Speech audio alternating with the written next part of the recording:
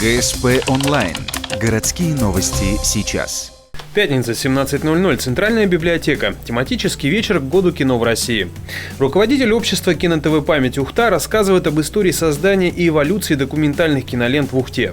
С самого начала основания населенного пункта и многие годы спустя было отснято немало кадров. Они иллюстрируют, как рос поселок, а затем и город, как менялись его люди. Анатолий Бирюзов рассказал собравшимся о технической стороне кинодела, о когда-то единственном ухтинском телевидении, а также напомнил о попытке сохранить в Ухте киноцех. Он же представлял из себя отдельное, в общем-то, компактное производство на улице Мира, киноцех. И полностью законченное производство, выдавал фильмы полностью законченное производство. Уникальное производство.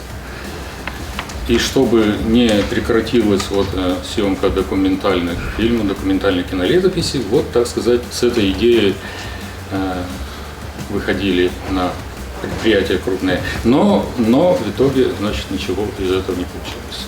Сказали, что нет денег. После доклада собравшиеся получили возможность обсудить информацию и задать свои вопросы. Кроме того, Анатолий Бирюзов призвал обратить внимание на сохранение кинонаследия города, а именно своевременную оцифровку старых кассет, чтобы ничего не пропало.